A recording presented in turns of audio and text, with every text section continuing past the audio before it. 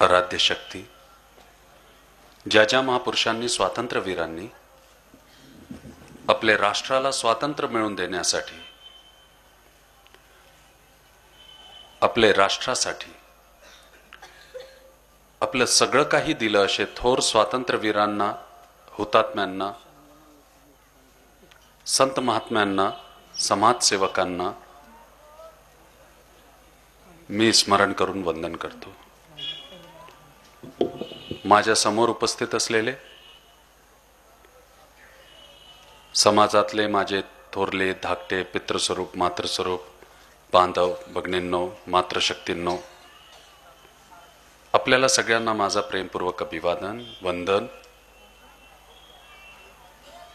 इथे उपस्थित असलेले सर्व संत जनांना, आदरणीय महाराजांना, प्रिय गौतम भाऊंना, प्रिय सुशील भाऊंना माझं प्रेमपूर्वक वंदन.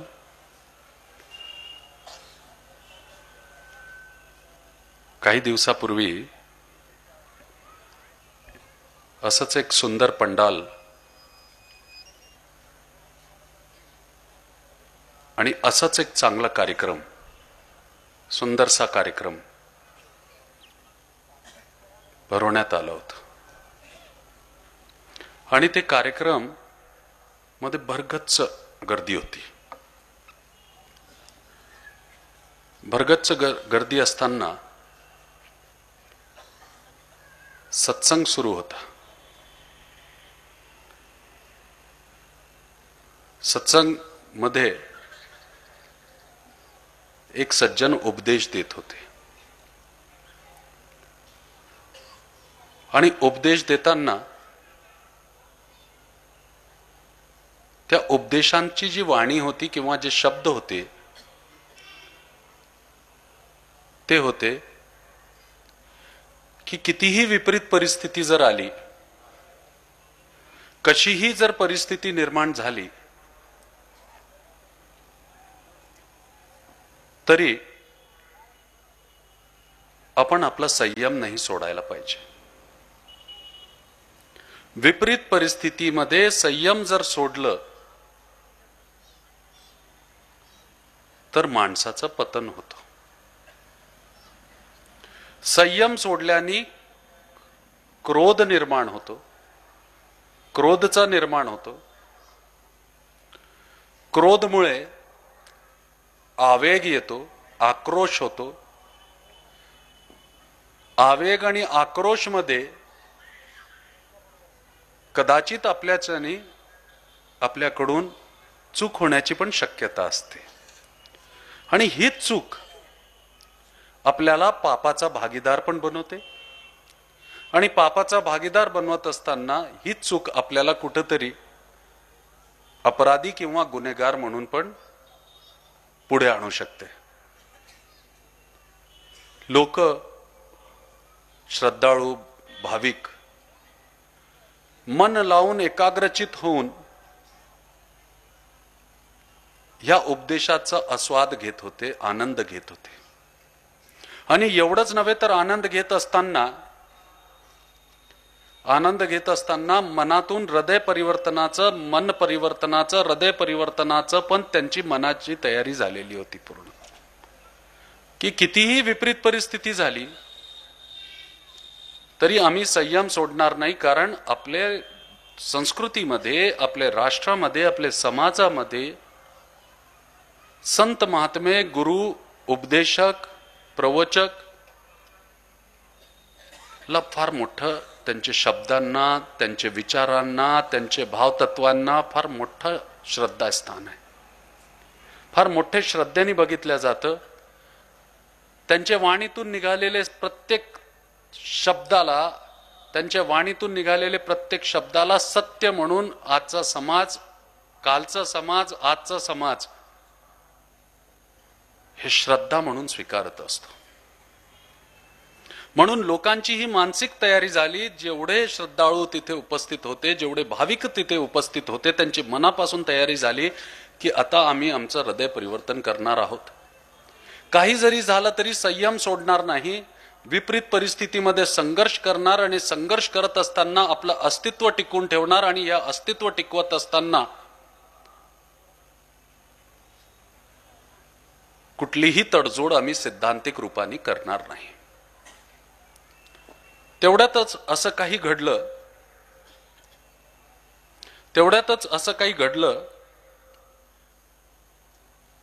की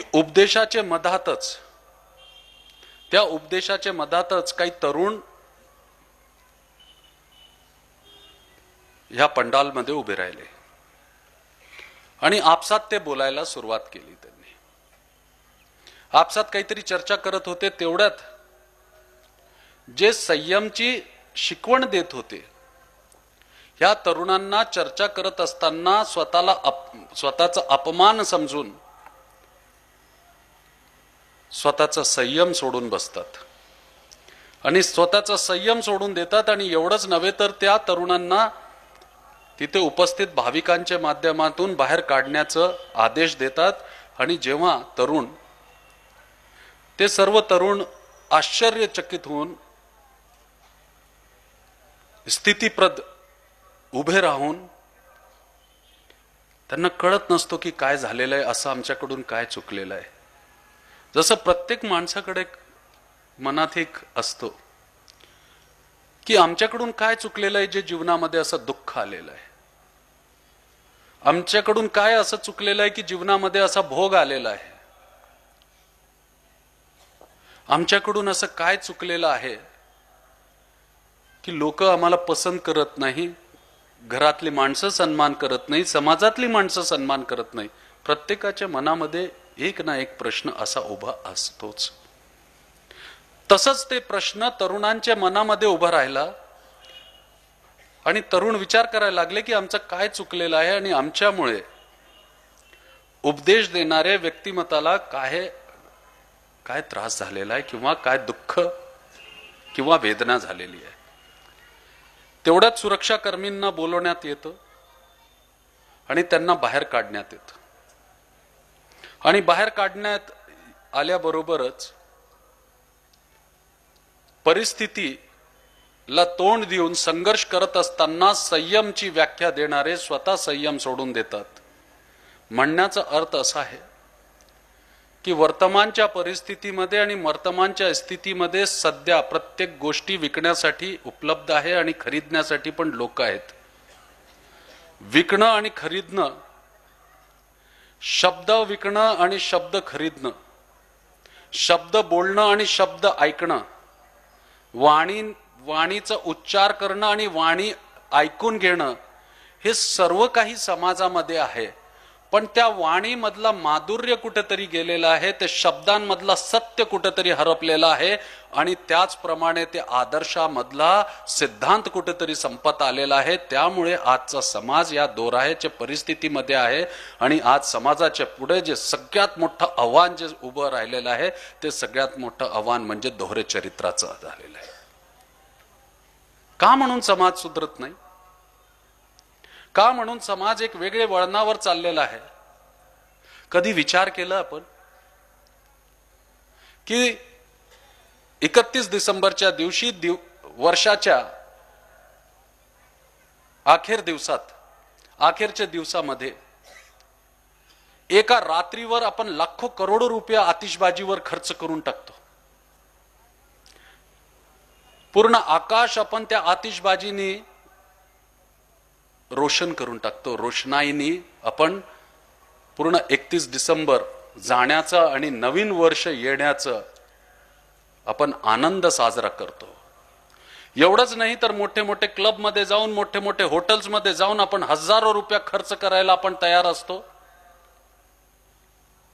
पण त्या 31 डिसेंबरच्या रात्री आणि 9 वर्षाचे पहाट बघण्यासाठी एखाद्या झोपडीमध्ये जर दिवा नसेल तर त्या दिवाला लावण्याची आपली तयारी नसते.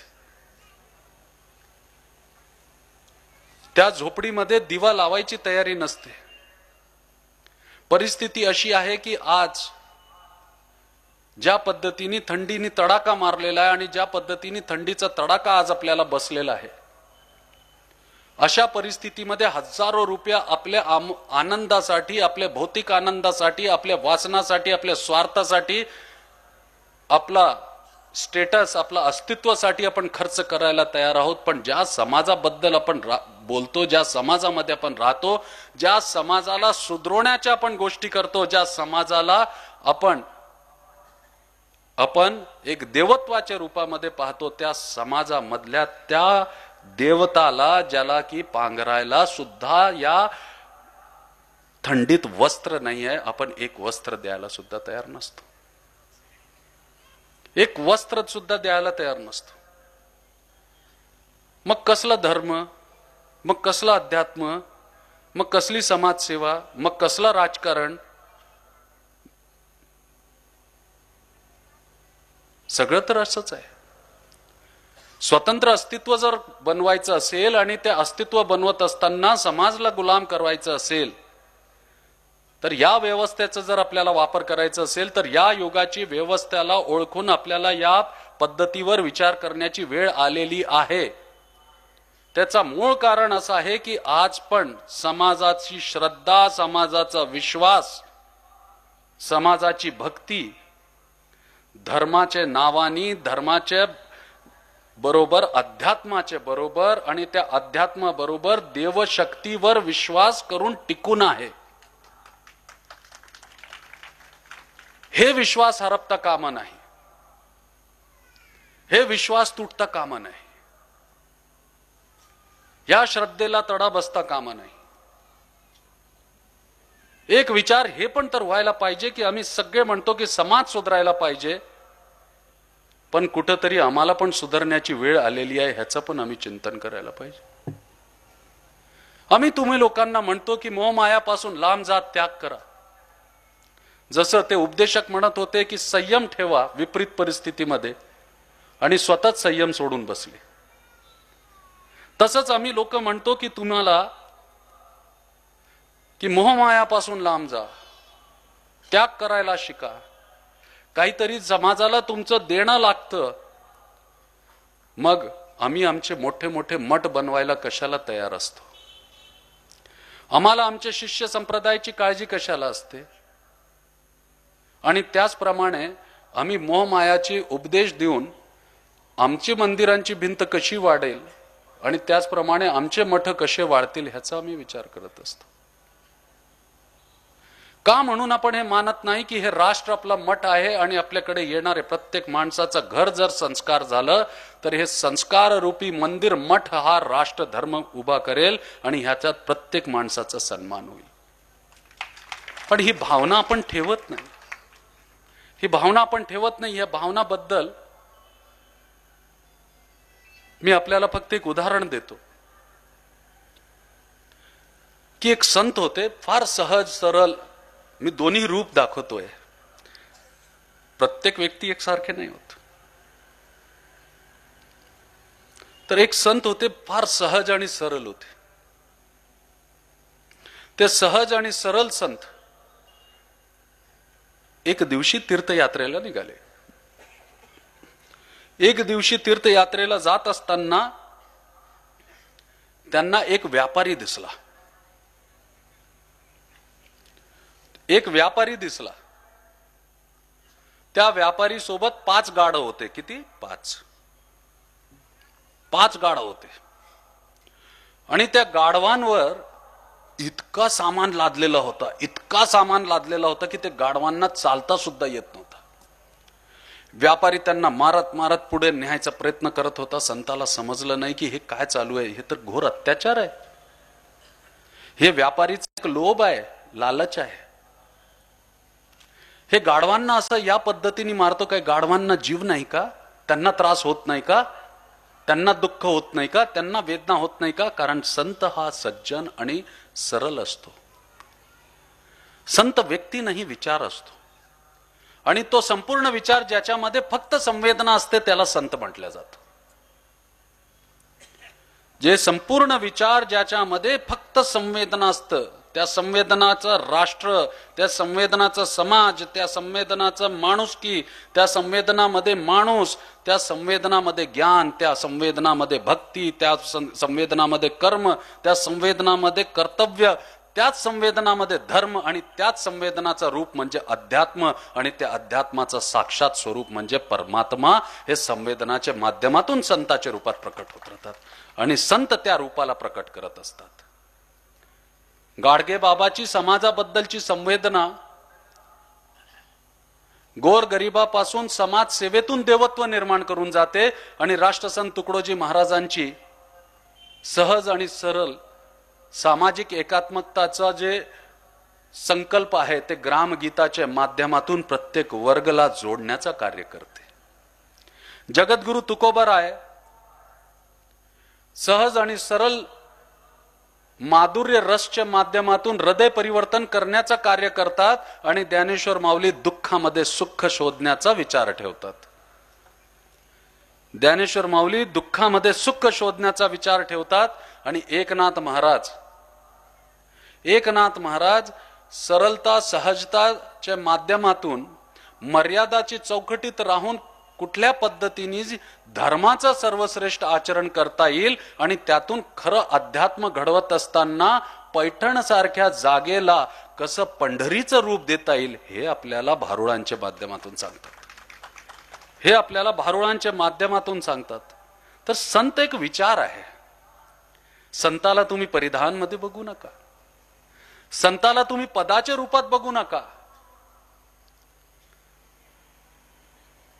संताला तुम्ही प्रतिष्ठेच्या रूपात बघू नका. कारण संताची प्रतिष्ठा जी राष्ट्राची प्रतिष्ठा असते ती त्याची प्रतिष्ठा असते.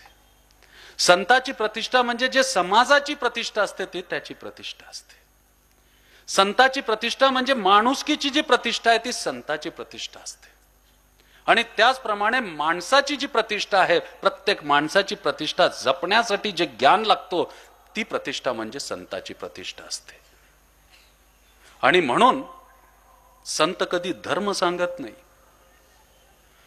पण संत स्वतःमध्ये धर्म होऊन जातात. कारण धर्म हा आचरण प्रक्रिया आहे, जीवन जगण्याची एक आदर्श आचारसंहिता आहे.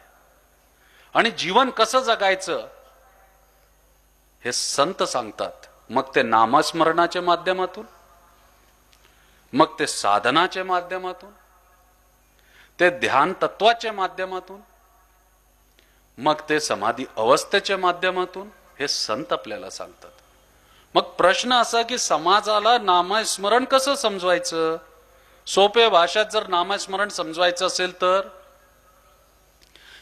जे देवता तुम्हाला आवडतो, जे देव तुम्हाला आवडतो त्या देवाचा नाम भजण्याच्या ऐवजी, नाम जपण्याच्या ऐवजी त्या देवत्वामध्ये, त्या देवामध्ये काय गुण आहेत, त्या तत्वामध्ये काय गुण आहेत, त्या गुणांना आत्मसात करणं म्हणजे नामस्मरण असतो.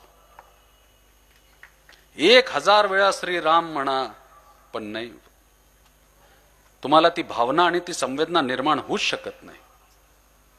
पण एक वेळा श्रीराम म्हणा ज्याच्यामध्ये सर्व संस्कार आहे आणि त्या श्रीरामाबरोबर संकल्प शक्ती असायला पाहिजे की आई वडिलांची, राष्ट्राची, समाजाची सेवा करत असताना केवटला मित्र म्हणून स्वीकारणार आणि जेव्हा वेळ आली तर शबरीचे मी उष्टे बेर खाण्याची म्हणजे समाजातल्या प्रत्येक वर्गाची सेवा करण्याची माझी तयारी राहणार. आणि एवढंच नव्हे तर कशीही परिस्थिती म्हणजे जे दत्तात्रय भगवाननी 24 गुरु बनवलेत त्यातलाच एक प्रकार स्वरूप घेऊन जेव्हा अहिल्या पाषाण होऊन जाते तर त्याला पवित्र करण्याचं पण कार्य मी करणार. हे गुण जेव्हा तुम्ही आत्मसात करायला प्रयत्न करता तर समजा श्रीराम तुमच्या हृदयामध्ये वास करून गेलेले आहेत आणि तुम्ही नामस्मरणला आत्मसात केलेलं आहे.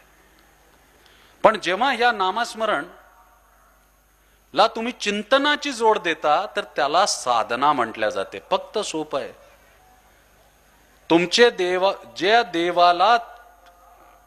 देवाला तुम्ही पसंत करता म्हणजे जे देव तुम्हाला आवडतो, जसं मारुती आपल्याला आवडलं, भगवान मारुती हे आवडल्यानंतर, भगवान मारुतीची आवड आपल्याला असताना आपण कसा विचार करणार, काय गुण धारण करणार? महाशक्तिशाली आहे, महाबली आहे, चरित्रवान आहे, सेवाभावी आहे, संकल्प सिद्धी आहे, संकल्पसिद्धी आहे, भयमुक्त आहे, संघर्षरत आहे, अशी सगळी भावना आपण घेतो. पण मारुतीचं रूप आपण कसं केलं बघा. एवढं तुम्हाला फक्त आपण एक मी उदाहरण देतो. हे विचार करू नका की माझं हे उदाहरण तुम्हाला पटायलाच पाहिजे आणि तुम्ही माझ्याशी सहमत व्हायला पाहिजे. पण मला एक प्रश्न आहे की मारुतीच्या मंदिरामध्ये स्त्री प्रवेश वर्जित आहे असं सांगितलं जातं.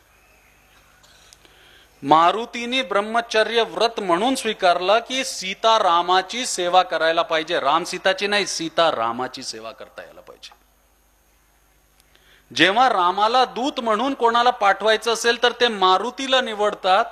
आणि माता सीता जेव्हा आपले प्रियांची भगवान श्री रामाचं जी ओळख आहे ते कोणाच्या हाताने घ्यायची असेल तर ते मारुतीला स्वीकारतात.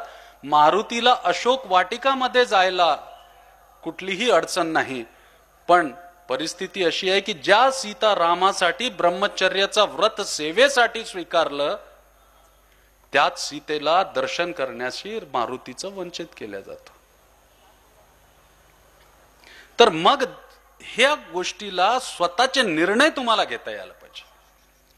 आणि या निर्णयाची क्षमता जर कोणामध्ये देण्याची ताकद असेल तर ते तुमचे सद्गुणांचे चिंतन म्हणजे नामस्मरणचं चिंतन केलं म्हणजे साधना. आणि चिंतनवर एकाग्रचित जर तुम्ही झाले, एखाद्या चिंतनवर जेव्हा तुम्ही एकाग्रचित होता त्या चिंतनवर जे देवत्वाचे गुण आहेत त्याला आत्मसात करून चिंतन केलं आणि चिंतन करून त्याच्यावर जे एकाग्रचित होता तर त्याला ध्यान म्हटल्या जातो. आणि एकाग्रचित होऊन जेव्हा तुम्ही आनंद प्राप्त करता तर ती समाधी अवस्था म्हटल्या जाते. किती सोपं आहे बघा, अवघड नाही आहे, सोपं आहे. अवघड आपण बनवतो.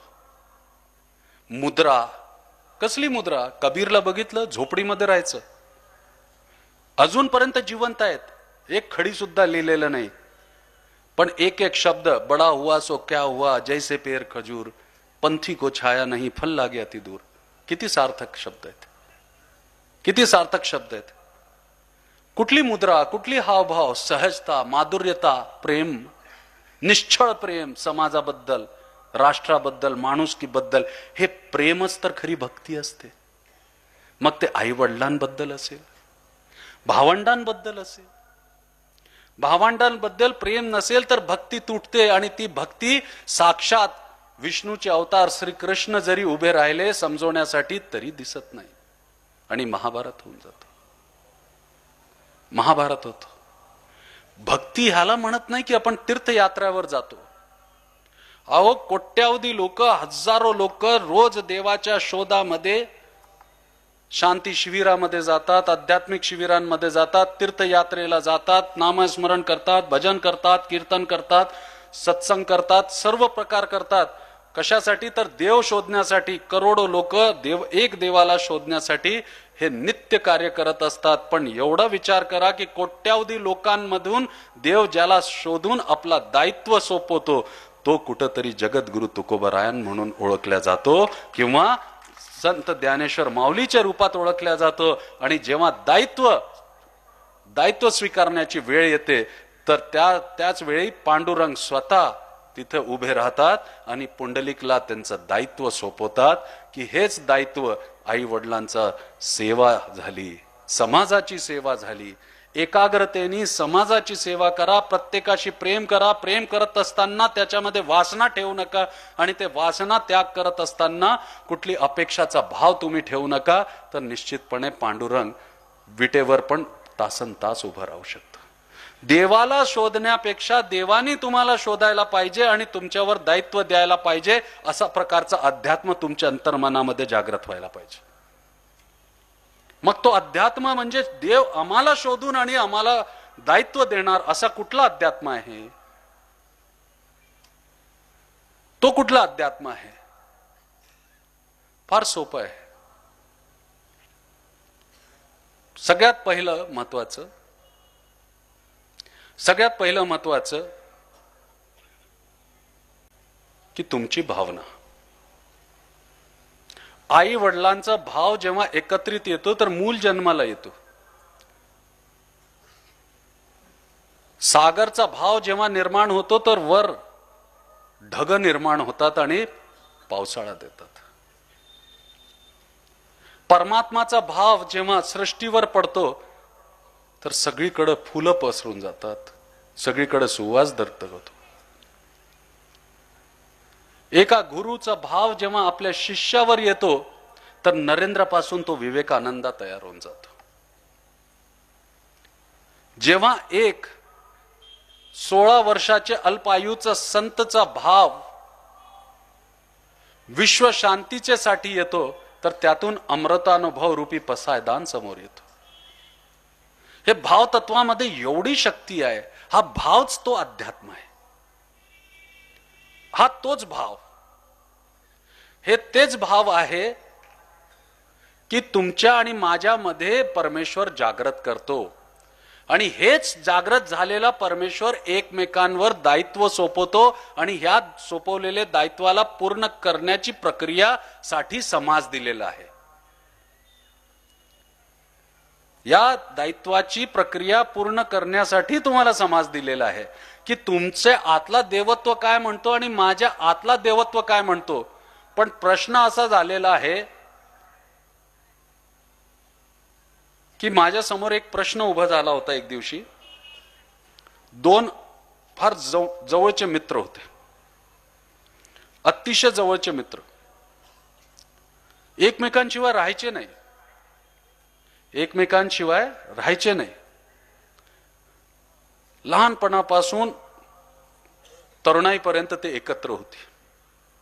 लहानपणापासून तरुणाईपर्यंत ते एकत्र होते. त्यातले एक मित्राचं लग्न झालं. लग्न झाल्याबरोबर वहिनी जेव्हा घरात आली तर लहान भाऊ म्हणून, वहिनींचा भाऊ म्हणून हे राखी बांधून घेतो वहिनींकडून आणि वहिनी आणि त्या मित्राची पाद्यपूजा करतो. भाव, मित्र मित्राचा भाव बंधुत्व भाव झाला. मित्र म्हणून संपर्कात आले आणि बंधुत्वामध्ये परिवर्तित झाले आणि त्या बंधुत्वाचा भाव वहिनीला बहीण म्हणून स्वीकारतो.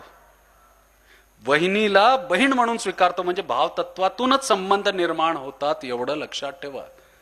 भक्ताचा परमेश्वराची, ज्ञानाचा भक्तीशी, भक्तीचा श्रद्धेशी, श्रद्धेचा बुद्धीशी, बुद्धीचा कर्माशी, कर्माचा तुमच्या अस्तित्वाशी आणि तुमच्या अस्तित्वाचा विरक्तीशी आणि विरक्तीचा मुक्तीशी, विरक्तीचा मुक्तीशी. तर हे कर्मानुबंध होत. तर दोन्ही मित्र जेव्हा एकत्र झाले, तर दोन्ही मित्र जेव्हा एकत्र राहायचे, वहिनीला बहीण म्हणून स्वीकारल्यानंतर बहीण म्हणून आपल्या भावाची आणि आपले आयुष्य स्वरूपाची ती गृहलक्ष्मी सेवा करायला लागली. त्यांच्या बाजूच्या घरामध्ये त्यांचे आजकाल फ्लॅट सिस्टम आहे, म्हणजे नेण्याची ट्रान्सपोर्टेशनची पण तेच प्रक्रिया असते. एखादी काळी पिवळी पाहिली तर 50-100 कुठे बसलेले हे कळत नाही आणि कुठली कोंबडीचं कुठे तोंड आहे हे जे पोल्ट्रीचे गाड्या नेतात ते दिसत नाही. तसंच शहरामध्ये कुठला माणूस कुठे राहतो हे सुद्धा कळत नाही. तुमच्या बाजूला कोण आहे हे समजत नाही. म्हणून ते सामाजिक प्रक्रिया म्हणजे आज समाज आपले नावाला मोठं करण्यासाठी, आपला कुठेतरी अस्तित्व टिकवण्यासाठी आपण समाजाच्या नावाचा वापर करतो. वस्तुतः समाज व्यवस्था आज एक मोठा प्रश्नचिन्ह म्हणून झालेली आहे. कारण जातीला आपण समाज म्हणतो. समाज तर सर्वांसाठी असतो, पण जातीला आपण समाज म्हणतो की हे अमुक समाजाचा आहे, म्हणजे तो समजून घ्यायचं की तो त्या जातीचा आहे. जास्त वेळ घेत नाही मी आपलं. तर हा अमुक जातीचा आहे म्हणजे त्या समाजाचा आहे. बाजूच्या फ्लॅटमध्ये एक जोडपं राहायचं. मॉडर्न वेस्टर्नाइज कल्चर म्हणजे पाश्चात्य संस्कृती आणि विचारांमध्ये बुडालेलं, आणि जमिनीच्या व्यवहारामध्ये मोठं काम होतं. जमिनीच्या व्यवहारामध्ये मोठं काम असताना जमिनीच्या व्यवहारामध्ये मोठं काम असताना जेव्हा त्यांनी पाहिलं की हे दोन मित्र अतिशय चांगल्या पद्धतीने राहतात, पण ज्याचं लग्न झालेलं आहे त्याच्याकडून त्यांना काही काम होते, काही फायदा उचलायचा होता, पण हे लग्न न झालेला मित्र म्हणजे त्या ग्रहलक्ष्मीचा भाऊ हा तिथे असल्यामुळे त्यांना हे वाटायचं की आता आमचं कार्य काही सिद्ध होणार नाही. दुर्दैवानी एक दिवशी त्या मित्राला ज्याचं लग्न झालेलं होतं दुसऱ्या गावी जावं लागतं 3-4 दिवसासाठी. हे जे जोडपं होतं त्या जोडप्यामधले जी मंडळी होती ती त्या बहिणीकडे आली आणि तिने सांगितलं की ह्याचं चरित्र चांगलं नाही, हे नाही ते नाही. ती रागावली की त्याला मी भाऊ मानलं, त्याला मी सख्या भावापेक्षा जास्त प्रेम केलं आणि न बघता त्यांनी निर्णय घेतला की ह्याचं चरित्र असं आहे, आणि म्हणून त्याला काढण्यात येतो घरातून. तो मित्र परत येतो, आल्याबरोबर आपल्या मित्राबद्दल विचारतो. मित्राबद्दल विचारल्याबरोबर त्याची बायको मंडळी तक्रार घेऊन उभी राहते की त्याचं चरित्र चुकीचं होतं. मित्र फक्त एकच गोष्टी म्हणतो की त्याचं चरित्र चुकीचं होतं, तर मग तुला बहीण कशाला मानलं त्यांनी? मला माहित नाही, पण माझ्या मैत्रिणीने म्हटलंय की त्याचं चरित्र चुकीचं आहे. आज समाज जे म्हटल्या जातं ना आणि बोलल्या जातो त्याच्यावरून चालतं. स्वतःचा निर्णय घेण्याची क्षमता आपल्यामध्ये निर्माण करा. कोणाचे म्हणण्यामध्ये आणि कोणाचे ऐकण्यामध्ये तुम्ही चालणार तर गुलाम बनवल्या जाणार, आणि स्वतंत्र निर्णय घेऊन जर तुम्ही चालणार तर निश्चित देवत्वापर्यंत पोहोचणार. हेच खरा अध्यात्म आहे, जे स्वतःच्या निर्णय घेण्याची ताकद तुमच्यामध्ये निर्माण करतो. स्वतःची ताकद घेण्याची निर्माण करण्याची शक्ती ज्याच्यामध्ये आहे, जे अज्ञानताला दूर करून ज्ञान तत्वाचा प्रवहन तुमच्यामध्ये निर्माण करतो आणि तुम्हाला गुलामीपासून लांब नेऊन कुठेतरी देवत्वाच्या जवळ बसून टाकतो. आणि त्या अध्यात्मामध्ये एवढी ताकद आहे की देवत्व पण मनुष्याच्या पुढे नतमस्तक होऊन श्रीराम भगवान विष्णूचे अवतार वसिष्ठला गुरु मानून घेतात आणि श्रीकृष्ण संदीपनीला पण गुरु मानतात. म्हणजे माणसामध्ये केवढी ताकद आहे ह्याचा परिचय मी तुम्हाला देतो की ब्रह्मा विष्णू महेश जेव्हा सती अनुसूयाची परीक्षा घ्यायला येतात तर आपल्या सतीत्वाच्या बलवर आणि प्रभावाने त्यांना बालरूपामध्ये परिवर्तित करून दत्तात्रेयचा निर्माण करण्याची ताकद माणसामध्ये आहे. पण माणसाने स्वतःला ओळखायला पाहिजे. माणूस स्वतःला ओळखायचा पण वेळ देत नाही, जसं या मंडळींनी स्वतःचा विचार नाही केला. बरेच मित्र जे त्याच्याकडे आले, त्या मित्राला म्हटलं एवढा चांगला मित्र तू हारून टाकलं, तू काही बोलला नाही, वहिनींना काही समजवलं नाही. तेव्हा तो म्हणतो की जेव्हा कुठल्याही व्यक्तीवर काम क्रोध अहंकार ईर्षा घृणा वासना ह्याच्यातला कुठलाही पडदा पडलेला असेल त्याला समजू नका. समजवण्याची चेष्टा व्यर्थ आहे. काळ आणि परिस्थिती सगळं समजून देते. समजून देते. असं म्हणून तो मित्र शांत झाला. त्या जोडप्यांनी त्या ताईला अडकून आणि कसं तरी त्यांचे यजमानाला पण अडकून आणि पैसे काढून घेतले. पैसे काढून घेतल्याबरोबर ते पळूनही गेले. ते पळून गेल्याबरोबर जे मित्र दुष्चरित्र म्हणून काढल्या गेला होता तोच मित्र सायताला सहकार्याला त्यांच्या पाठीशी आणि त्यांच्या सोबतीला उभं राहतो. नातेसंबंधाचं जे मी महत्व सांगत होतो. म्हणून समजवण्याची चेष्टा नका करू, समजण्याची चेष्टा करा.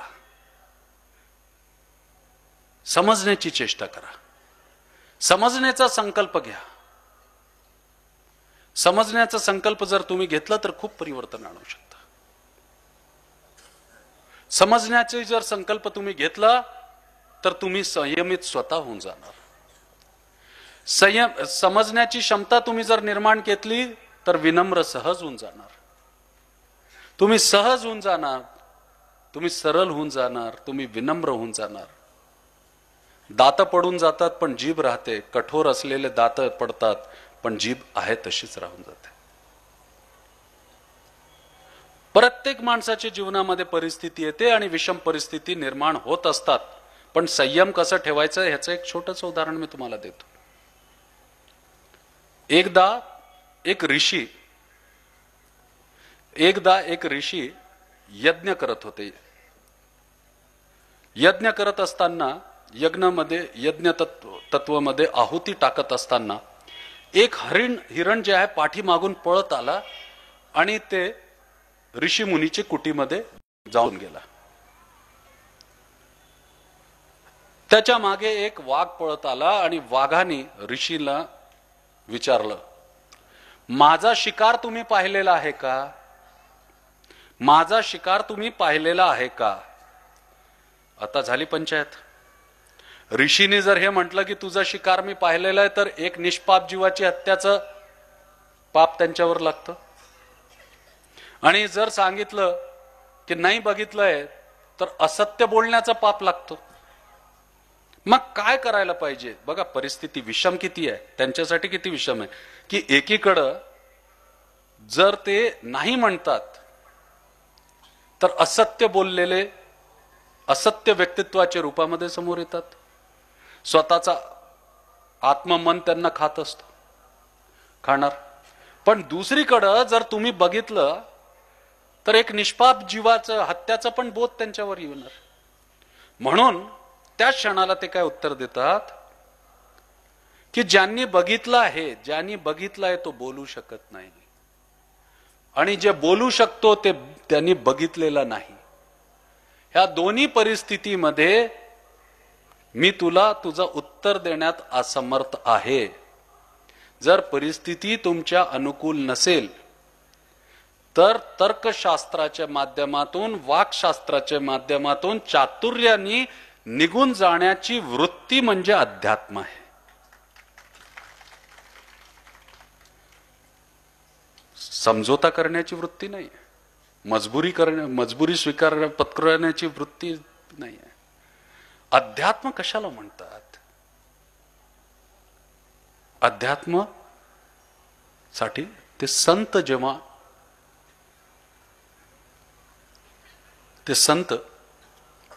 त्या व्यापारीला बघितल्याबरोबर विचारतात, आपण कोण आहात? तर ते म्हणतात मी व्यापारी आहे.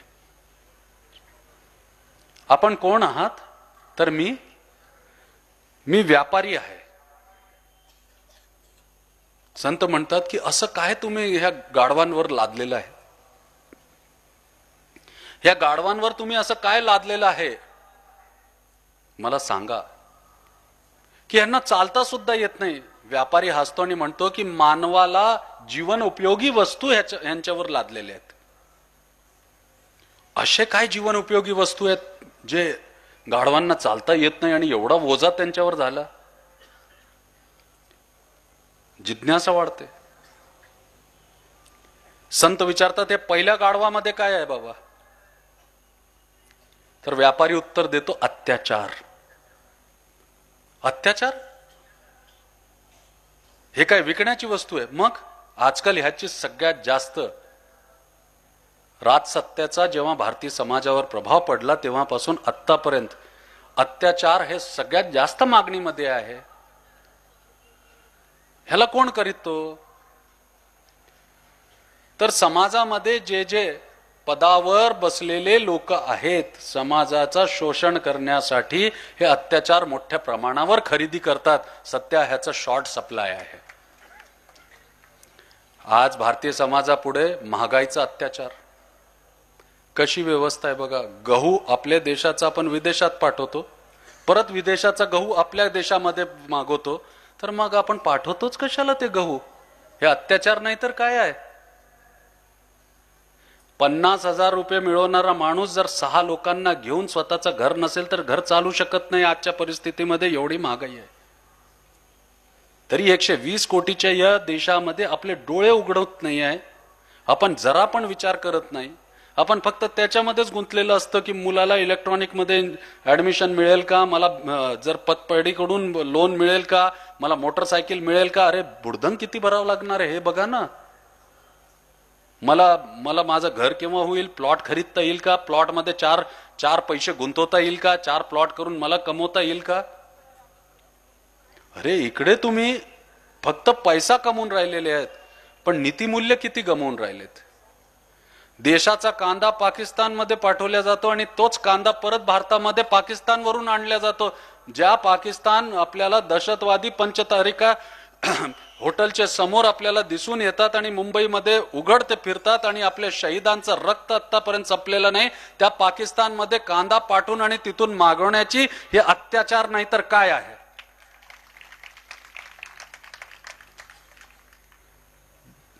माझा दुसरा प्रश्न मग संतांनी विचारलं की दुसरे गाढवावर काय आहे. हे दुसरे गाढवावर तुम्ही काय भरलेलं आहे.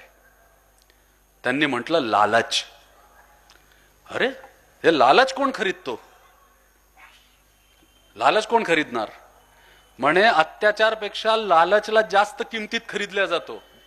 जसं आता देशामध्ये कांदा खरीदल्या जात आहे 70 रुपये किलो, 100 रुपये किलो, दूध 35 रुपये किलो.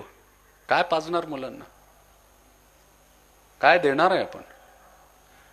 असला विकास कुठल्या कामाचा की जे गरीबाला अजून गरीब बनवत असेल आणि श्रीमंताला अजून श्रीमंत बनवत असेल. ह्याला जर विकास म्हणायचं असेल तर हे असला विकास थांबायला पाहिजे. माणुसकीचा विकास व्हायला पाहिजे, ज्या विकासामध्ये माणूस माणूसला समजत असताना, एकमेकांचे देवाला ओळखत असताना, एकमेकांचे देवाचा दायित्व समजवण्याची प्रक्रिया करून एकात्मकताचा संदेश देणार असेल. एकमेकांचा देव जेव्हा दायित्व सोपत असतो तेव्हा सर्व सुखी आणि सर्व भवंतु सुखी, अनेकतामध्ये एकता दिसून येते, वसुदेव कुटुंबम दिसून येतो आणि सत्याचा मार्ग उघड होऊन जातो. पण आज परिस्थिती तशी नाही. जसं मी बोललो त्या गृहिणीला जसं जेव्हा काम, क्रोध, ईर्षा, अहंकार, घृणा ह्याच्यातला एकही पडदा पडलेला असेल तर समजवण्याची चेष्टा व्यर्थ आहे. आज प्रत्येक माणसाला एकमेकांचा देवत्व का नाही दिसत, कारण ह्या गोष्टीचा पडदा आपल्यावर पडलेला असतो. म्हणून ज्याला बघितलेला नाहीये त्या देवत्वाच्या मागे आपण पळत असतो आणि आपल्या आतल्या देवाला आपण जागृत करत नाही. ज्ञानेश्वर माऊली, जगद्गुरु तुकोबारायांना आपण म्हणून मानतो की त्यांनी आपल्या आतला देवत्व जागृत केलं आणि त्या देवत्वाला लाखो देवत्वापर्यंत पोहोचून प्रत्येक माणसाचा देव जागृत करून ते देवभूमी आणि देव समाजाचा निर्माण करण्यात यशस्वी झाले. आणि म्हणून त्यांना घेण्यासाठी पुष्पक विमान आले. तर मग हे दुसऱ्या गाढवामध्ये काय आहे. ह्या दुसऱ्या गाढवामध्ये काय तर म्हणे लोभ. आता लोभची प्रक्रिया मी तुम्हाला सांगतो. आमचे शिष्य माझ्याकडे आले, म्हणे गुरुजी एक कंपनी आहे, भारत माताचं मंदिर मानते, भारत माताचं मंदिर बांधणार आहे आणि आपल्याला त्याचं भूमिपूजन करायचं. हे बघा मी तुम्हाला का सांगतो, माझ्यासारखा व्यक्ती पण जेव्हा दुसऱ्यांच्या मताप्रमाणे आणि निर्णयाप्रमाणे गेलं तर कशी चूक घडते. मी स्वतःचं उदाहरण तुम्हाला उघड बोलतोय. शिष्यांचे मोहात आलो. शिष्य म्हणजे जे माझे प्रेम करणारे लोक आहेत, जे माझ्या सोबत राहायचे दिवस रात्र. मला फक्त एकच भावना झाली की इतके दिवस हे माझ्या सोबत राहिलेले आहेत, पहिल्यांदा यांनी काही बोललंय, चला त्या कंपनीचे उदाहरण ह्याच्यामध्ये गेलो. माहिती पडलं की ते काहीतरी टुरिझमचं काम करत होती.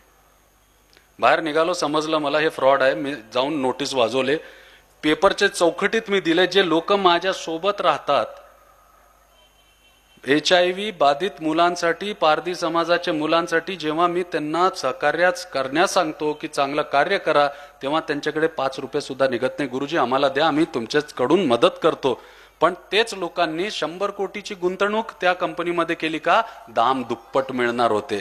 हे लोभ, ते असले लोकांचा लोभ आज समोर आलेला आहे आणि त्यांचे 100 कोटी बुडालेले आहेत. 3 महिन्यामध्ये काय पैसे डबल होतात का? तेव्हा कुठे बुद्धी जाते, तेव्हा कुठे अध्यात्म जातो तुमचा, जेव्हा लोभ पुढे येतो. म्हणून दुसरे गाढवावर त्या व्यापारीनी लोभ लादलेला होता, लालच लादलेला होता. आणि ह्याचे खरीददार लोक जे आहे सांसारिक व्यक्ती आहे.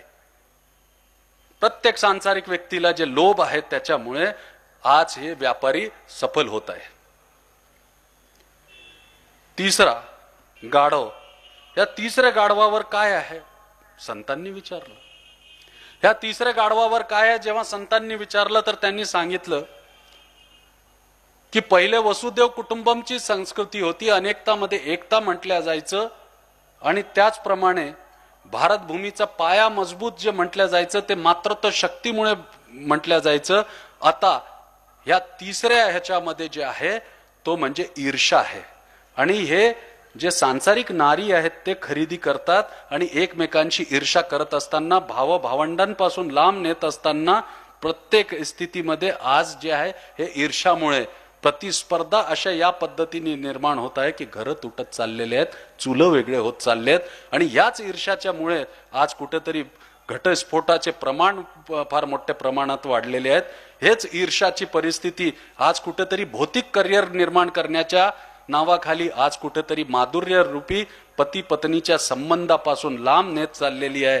आणि याचा परिणाम आज पहिले वसुदेव कुटुंबम, पहिले त्याच्यानंतर नवरा बायको एकत्र, आणि आता इन लिव्हिंग रिलेशनशिप म्हणजे एकटच माणूस पण आणि बाई पण, हे भारतीय संस्कृतीमध्ये झालेलं आहे. या भारतीय संस्कृतीमध्ये या भारतीय संस्कृतीचा मूळ उद्देश असा होता की देव सुद्धा जेव्हा सतीत्वाची परीक्षा घ्यायला यायचे तर त्या देवाला पण लहान मूल म्हणून बनवण्याची ताकद ह्या देशाच्या मातृशक्तीमध्ये आहे. चौथ्या गाढवावर काय ठेवलेलं आहे जेव्हा विचारलं संतांनी, तर व्यापारीने बडे मजेत सांगितलं की चौथ्या गाढवावर जे आहे मिलावट ठेवलेली आहे. मग हे मिलावट कोण घेतो? भेसळ आहे. या गाढवाला तर चालता नाही येऊन राहिला. अरे म्हणे इतकं डिमांड आहे की किमान तरी मी आता 20 वर्ष तरी ह्याचा पुरवठा करू शकणार नाही. हे भेसळ कोण खरीदतं? प्रत्येक जागेला तर भेसळ आहे. नातेसंबंधापासून जे भेसळ झालेलं आहे तर बाजारापर्यंत प्रत्येक जागेला भेसळ आहे. विचारांमध्ये भेसळ आहे, आचरणमध्ये भेसळ आहे, व्यक्तित्वामध्ये भेसळ आहे, कथनीमध्ये भेसळ आहे, करणीमध्ये भेसळ आहे. भेसळ कुठे नाही आहे? गुरु शिष्याच्या संबंधामध्ये भेसळ आलेला आहे. शिष्य म्हणून येतात की या गुरुकडून कुठलं काम काढता येईल का? माझा तर अनुभव स्वतःचा सांगतोय तुम्हाला मी. काय काम नाही काढलं तर असे रुसतात की जसं लग्न झालेली नवरी रुसते ना, नवऱ्यावर एखादं ऐकलं नाही तर. काय म्हणजे अशी मानसिकता आहे आपली. तर हे भेसळ म्हणजे आपण व्यापाऱ्यांना दोष देतो, पण भेसळ तर प्रत्येक जागेला आहे.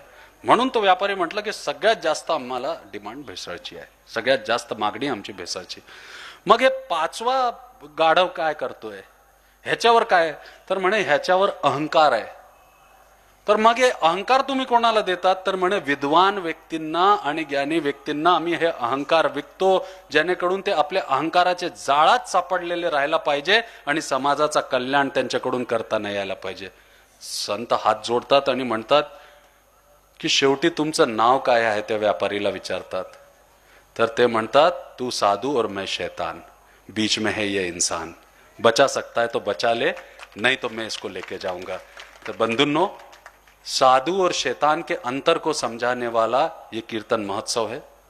इसको आप रसास्वाद ले, आनंद ले, और इतना ध्यान रखें कि ये 5 गधे का जो व्यापारी है इस व्यापारी से दूर रहें और अपने निर्णय लेने की क्षमता के लिए अपने अध्यात्म और अपने बौद्धिक स्तर को एकाग्रचित होकर समाधि से आनंद प्राप्त करें.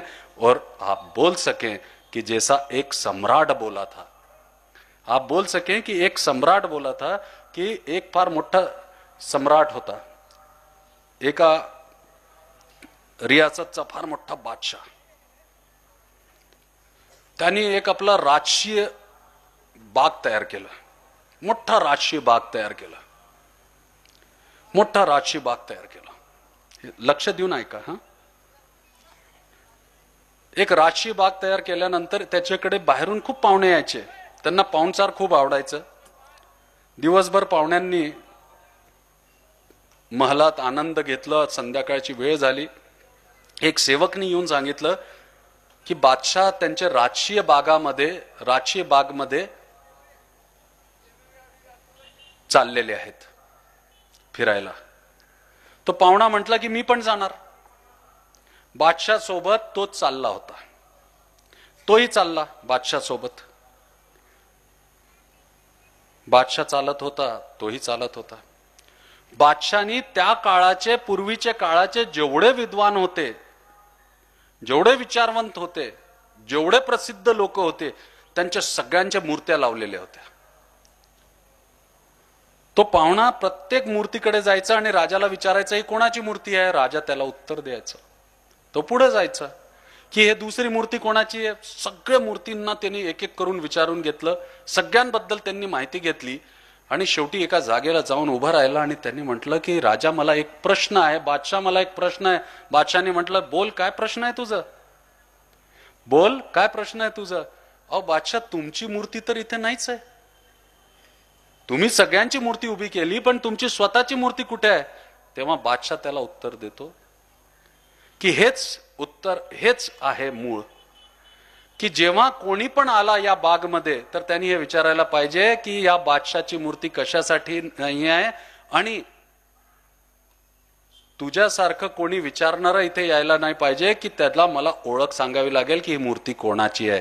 जीवन असं जगायला पाहिजे की सगळ्यांनी तुम्हाला ओळखायला पाहिजे आणि गेल्यानंतर लोकांनी हे विचारायला पाहिजे की तो व्यक्तीचं नाव समाजसेवेत का नाही आहे, माणुसकीच्या सेवेत का नाही आहे, त्याचा आदर्श आज समाजापुढे का नाही आहे.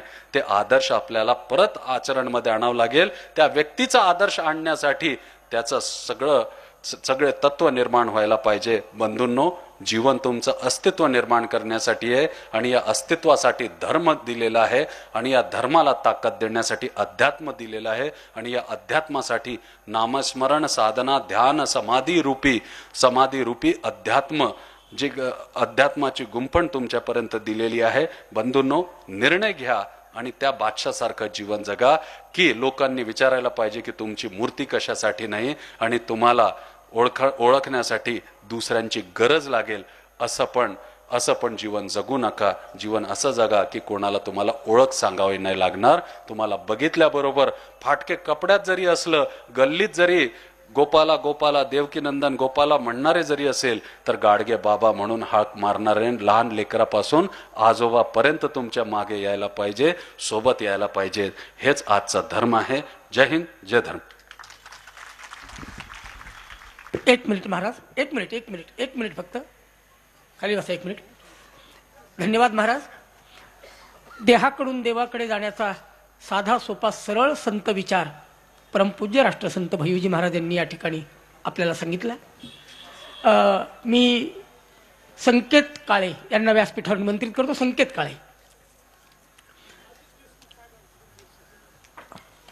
अजित देशमुख एक.